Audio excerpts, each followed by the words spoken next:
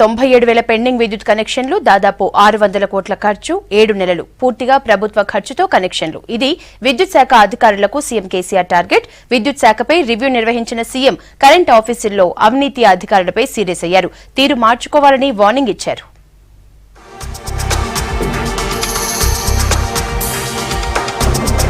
విద్యుత్ శాఖలో అవినీతిపై సీరియస్ అయ్యారు సీఎం కేసీఆర్.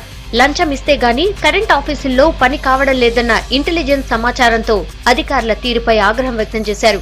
విద్యుత్ శాఖపై సమీక్ష నిర్వహించిన సీఎం కరెంట్ ఆఫీసుల్లో దందాలు చేస్తే కఠిన చర్యలు తప్పవని హెచ్చరించారు.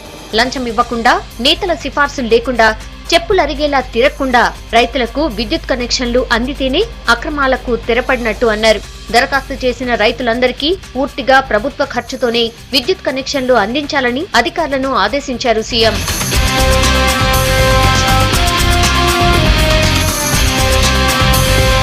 గత 5 ఏళ్లుగా రాష్ట్రంలో రైతులకు వ్యవసాయ విద్యుత్ కనెక్షన్లు ఇవ్వలేదన్నారు. ఇకపై రైతులకు ఎదురుచూపులు ఉండకూడదన్నారు సీఎం.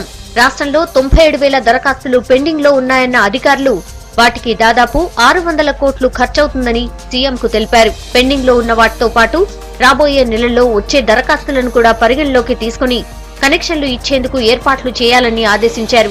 7 నెలల్లో అన్ని పనులు పూర్తి చేసి దరఖాస్తుదారులందరికీ కనెక్షన్లు ఇవ్వాలన్నారు.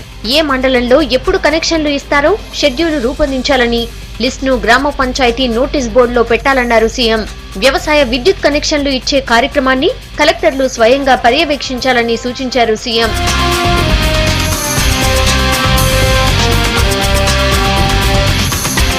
యాసంగి సాగుకు కూడా రైతులకు 9 గంటల ఉచిత విద్యుత్ అందించేందుకు అన్ని ఏర్పాట్లు చేయాలని ఆదేశించారు సీఎం. 10,000 మెగావాట్ల విద్యుత్ డిమాండ్ ఉన్నప్పటికీ తట్టుకునేలా 2,450 కోట్ల వ్యయంతో కొత్త సబ్స్టేషన్లు, ట్రాన్స్ఫార్మర్లు ఏర్పాటు చేసినట్టు చెప్పారు. రాష్ట్రంలో 5,46,000 వ్యవసాయ ట్రాన్స్ఫార్మర్లు ఉన్నాయని, ఎక్కడ సమస్య వచ్చినా వెంటనే పరిష్కరించేలా టెక్నాలజీ వాడుకోవాలని సీఎం సూచించారు.